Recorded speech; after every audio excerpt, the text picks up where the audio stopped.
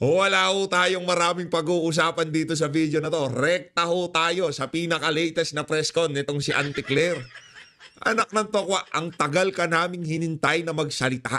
Yaan lang pala sasabihin mo.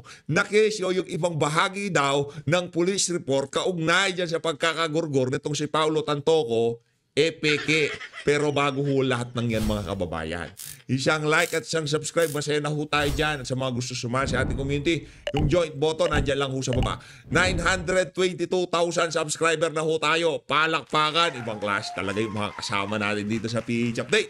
Ang bilis hong lumaki ng ating subscriber, no? Sa mga hindi pa ho nakasubscribe, tingnan nyo ho yung mga cellphone ng mga katabi nyo, mga kamag-anak nyo, check nyo kung nakasubscribe na kay PH Update. Kung di pa nakasubscribe, scan nyo lang ho yung barcode na yan at talaga namang QR code pala, sorry, barcode to.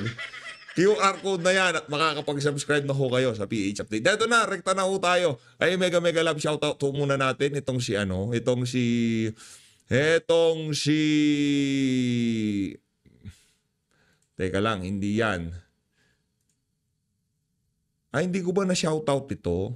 Hindi ho natin na shoutout ito. Teka lang ho ha. Mega love shoutout ho natin itong si Nako, si Ma'am Arisa yan, nagpakulay na naman. Maraming salamat, 1 hour ago. Itong si Ruti Isidor. Maraming salamat ho sa $15. Mega love shoutout, no?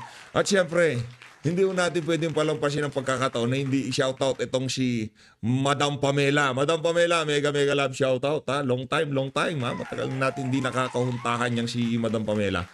Maraming salamat. Great conversation. Mag-subscribe ho kayo. Malupit ang mga balagbagan ho, yung mga maririnig nyo dyan sa ano na yan. Hindi, mga life lesson, ika nga. Yung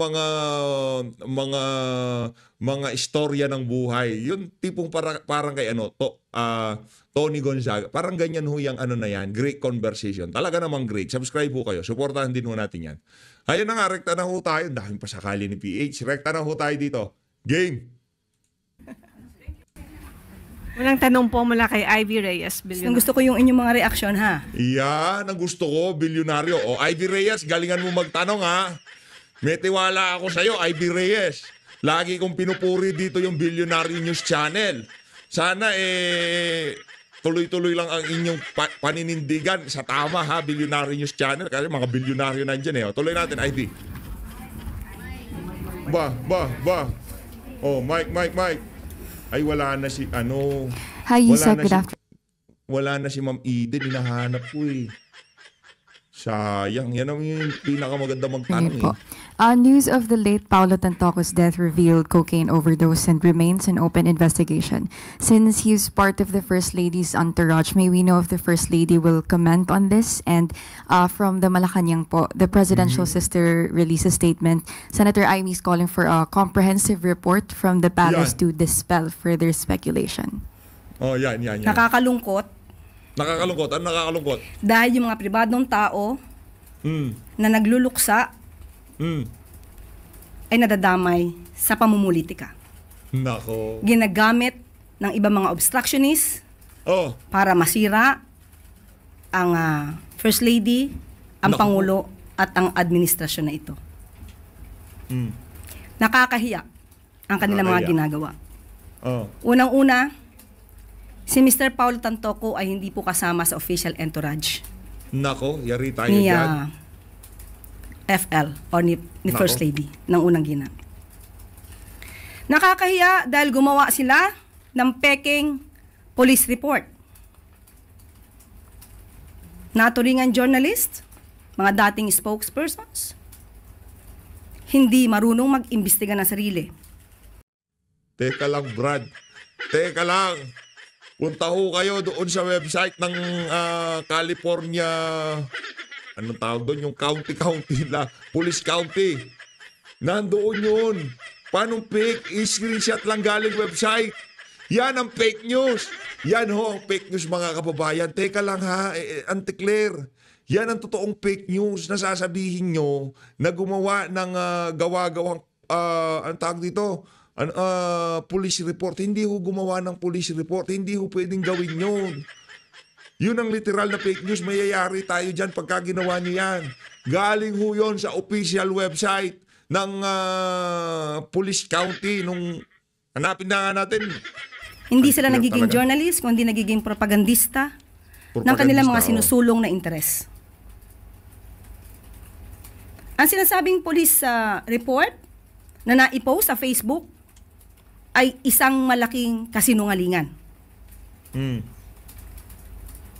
Kahit kayo po mismo ay maaaring mag-imbestiga sa nasabing lugar sa Beverly Hills Police Department. Oh, yan, Para Beverly malaman Hills. nyo na yung nilagay sa Facebook na may guhit na color pink, kung di ako nagkakamali, ang parting yon ay dinagdag lamang. Nag-start ang mga salitang, and I quote, "and the cause of initially suspected to be drug overdose," up to the word Miro, yan po ay dinagdag lamang. Ito ay mga gawain upang masira ang unang ginang. Okay, dinagdag lamang, sinisiraan si First Lady. Kasuhan nyo nga. Sige nga, kasuhan nyo nga yung mga naglabas ng report na yan kung talagang kung talagang fake news yan. Magkaalaman tayo, hindi yung ganyan yung sasabihin nyo peke. Kasuhan nyo, nami-make news eh. 'Di ba? Cyber libel yan eh. Ikinakabit ang pangalan ni Lisa Araneta Marcos sa isang napakatinding iskandalo. Cyber libel yan. Kasuhan nyo, tingnan natin kung saan naabot yung yung mga kabalbalan nyo na yan sa Malacanang. Ang Pangulo at ang administrasyon na ito para sa pampersonal na interes. Tandaan po natin, ang unang ginang po, nung siya ay nasa Los Angeles, ay meron po siyang security service na provide ng US. At meron din po siyang kasamang PSG. Hindi rin po siya nag-stay sa nasabing hotel ni Mr. Tantoco. Iba po ang kanyang hotel. Teka. Nalalabuan naman ako sa'yo. Teka lang mga kababayan ha. Ano to? Ano to, Auntie Claire? Ayan o, maliwanag pa sa sikat. Maliwanag pa sa sikat ng araw, pasayaw-sayaw pa yung si Kokak. Paano nyo sasabing wala siya doon sa hotel o kung ano pa man? Oh, ayan, malinaw oh. Ayan oh. Lalabas at lalabas oh, mga kasinungalingan nyo, ante. Hindi po pwede yung ganyan. Anak ng Petrang Garapata, paano nyo sasabing wala si Lisa, hindi nag-stay si Lisa? Pasayaw-sayaw pa nga. At yan. At meron po siya mga activities. Oh. March 8. Ayan, activities Kung niya, pwede po natin pasayaw-sayaw. makita, maipakita pasayaw-sayaw. sa monitor. O yan, monitor. Ayan o, yung activity niya. March 8, makikita niyo po sa screen na mayroong konsyerto para sa Filipino. Makikita niyo sa larawan din, Secretary Cristina Frasco.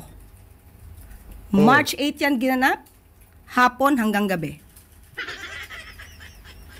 Papaanong masasabi ng mga obstructionist na to, ng mga fake news peddlers na to, ang patungkol sa nakita nilang mga tao doon sa vicinity? Kaya po yan ay dinagdag lamang. Hindi, madam. Pasayaw-sayaw kami ni FL Kita mo naman, yan hindi mo papasinungalingin niya. May panganganga pa. Si First Lady Lisa Araneta Marcos. At ang kumakanta, yung kumakanta, si Paulo Tantoco. Habang kumakanta si Paulo Tantoco, pasayaw-sayaw si Lisa Araneta Marcos. Yan ang hindi natin pwedeng pasinungalingan. Nagpa-party-party sila, habang itong si Paulo Tantoco, pag ganon-ganon, si Lisa Araneta Marcos, yan pag ganyan-ganyan pa siya. Paano nyo papasinungalingan niya? Kayo naman, ante, wag naman ganyan, napaghahalata ho kayo eh. We survive. We survive. Nandito naman po yan sa Facebook ng unang ginang.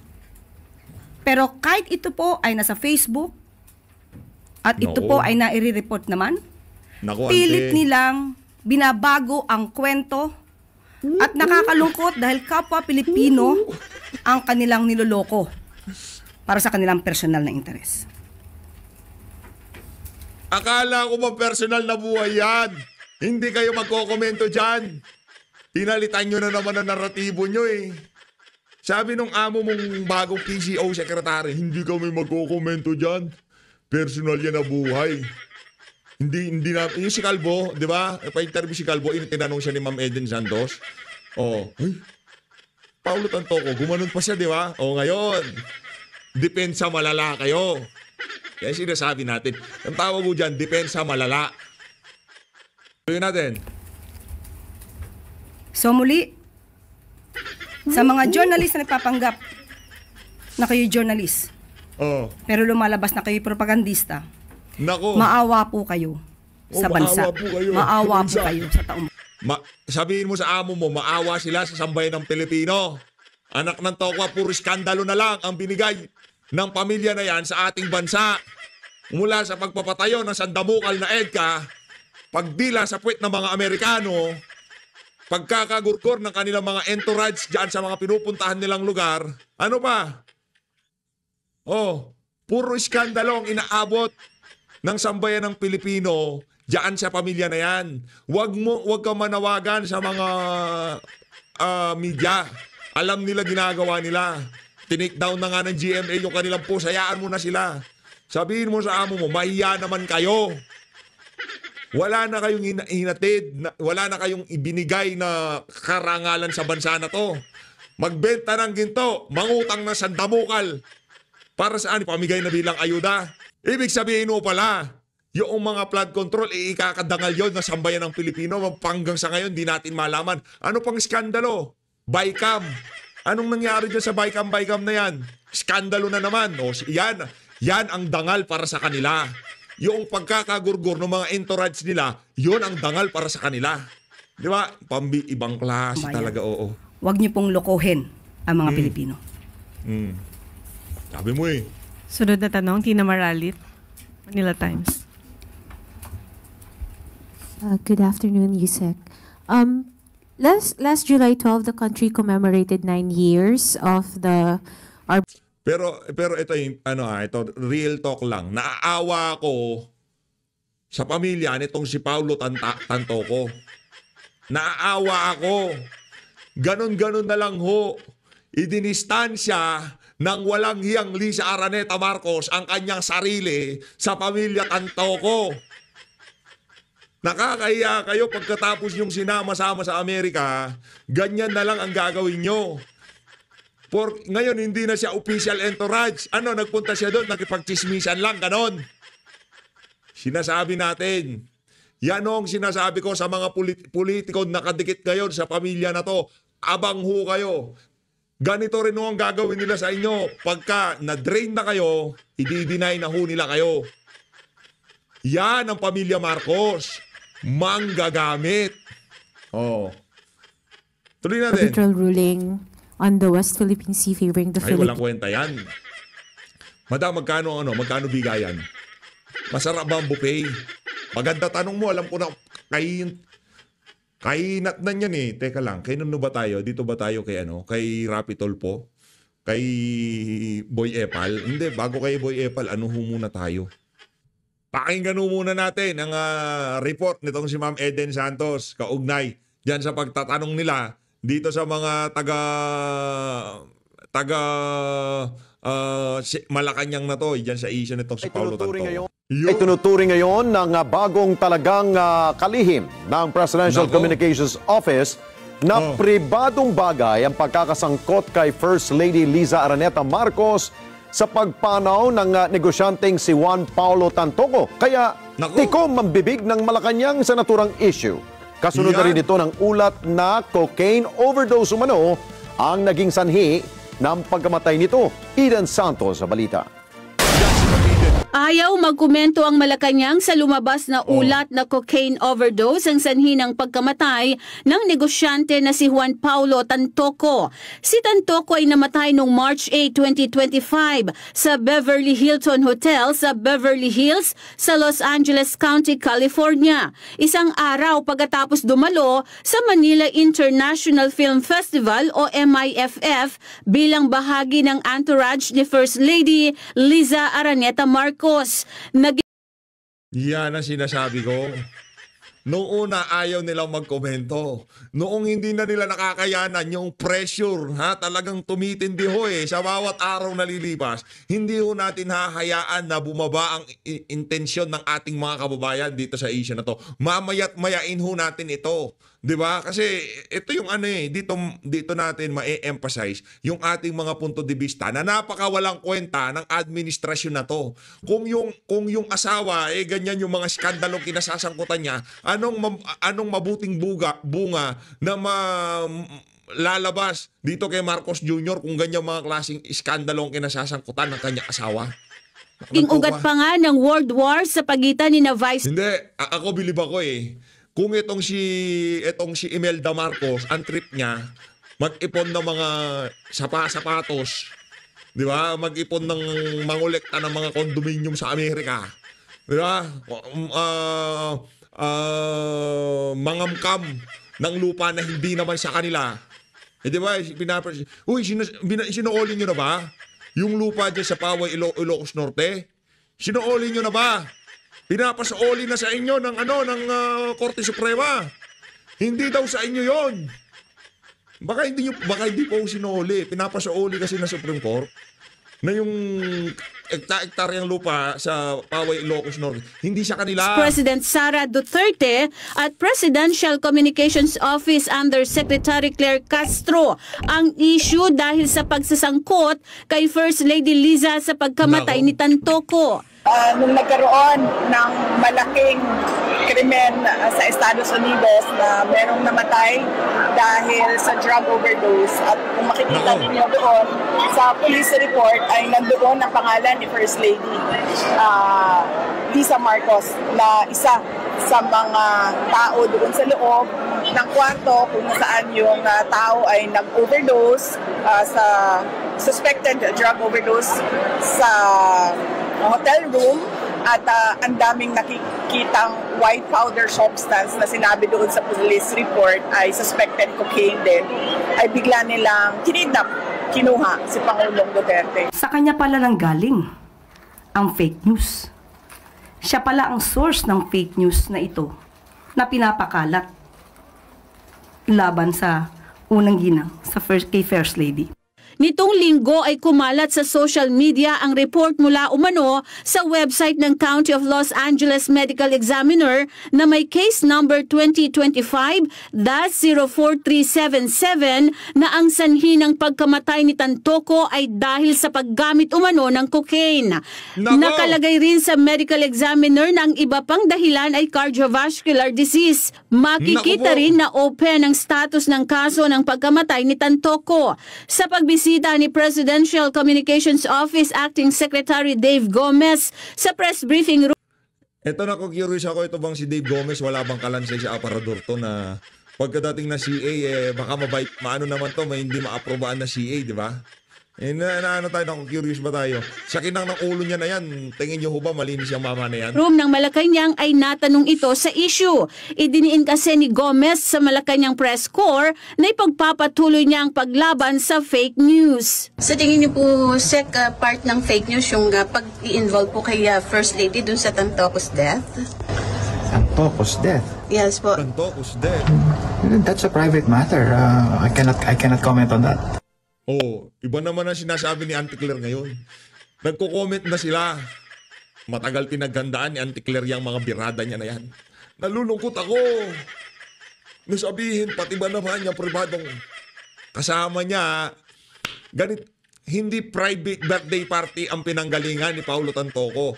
Hindi private, yung pinunta niya sa Amerika. Ang pinunta niya, yung film fest ni Kokak.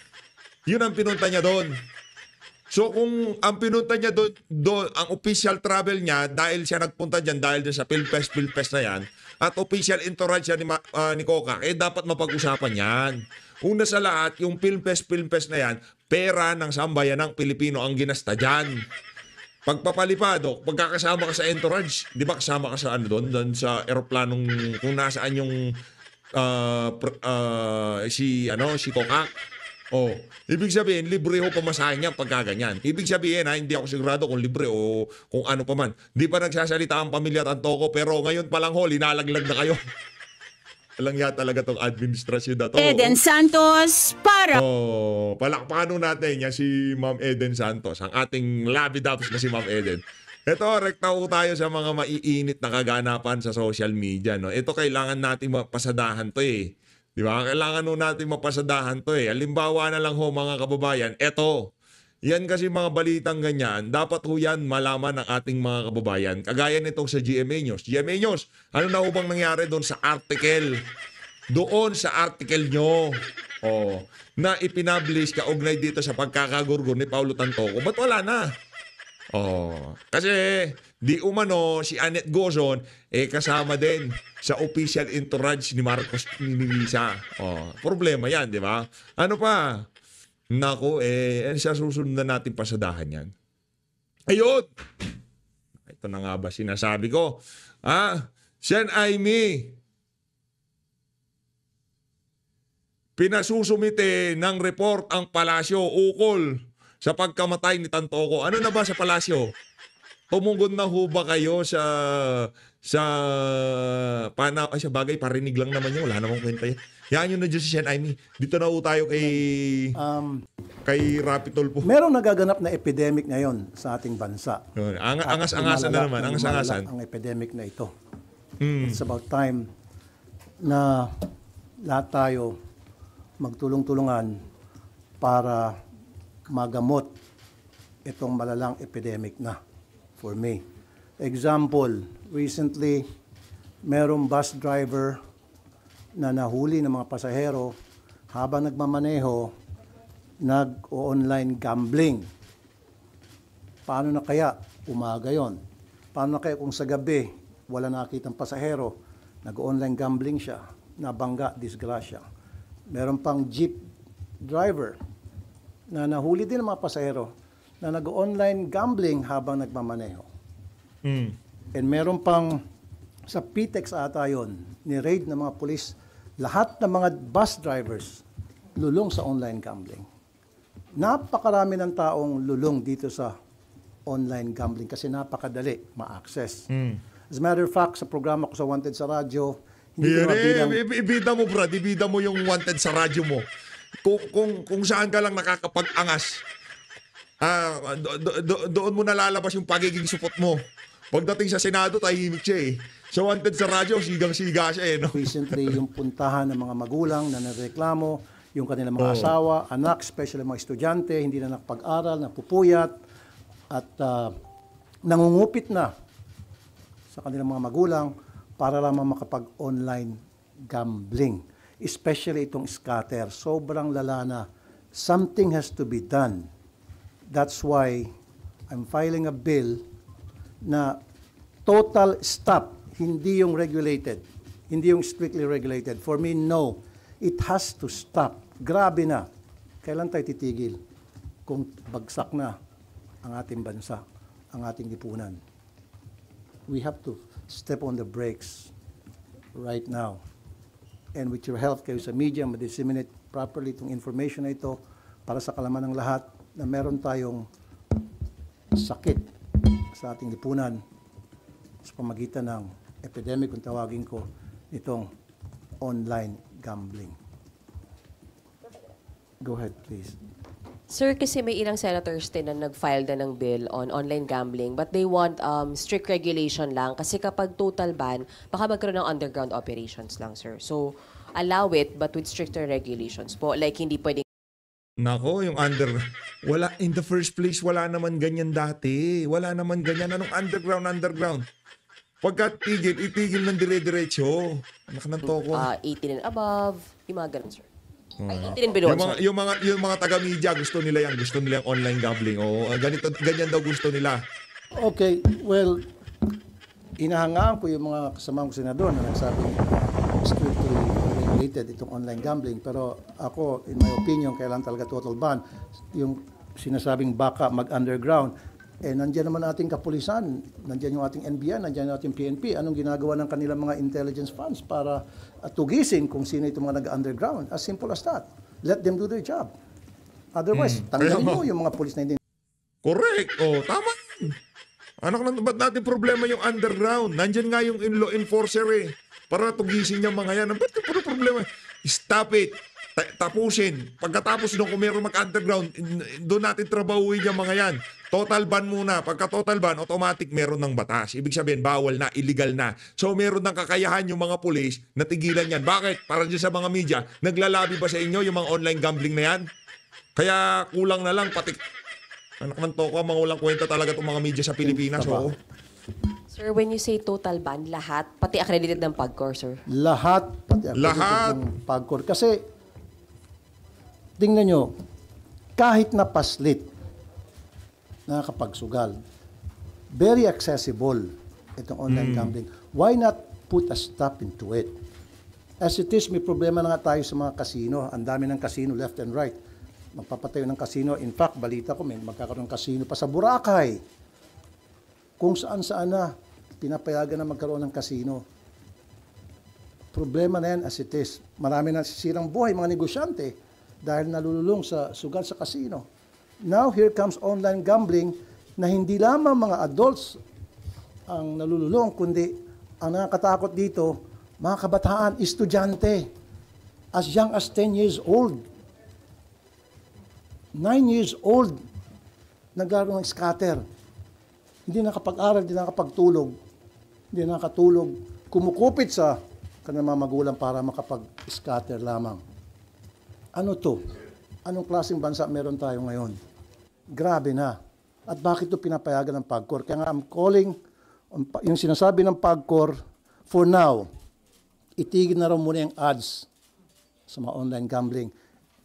Galing ako sa bahay ko, papunta rito, binilang ko, 7 ang billboard ng online gambling. 7. So, nananawagan ako sa PAGCOR maging sa ad board. Do your share for now habang gagawa ko ng bill. Of course, matatagalan yan. And habang pinag-isipan siguro ng ating sa executive kung anong gagawin nila, do something. Itigil na muna lahat ng advertisement sa online gambling. Kasi ang sabi ata ng PAGCOR sa prime time lamang. Bakit lang prime time? Paano sa hindi prime time naman yung mga bata nanonood din? So dapat tigil yan sa TV, radio, newspaper, social media, lahat.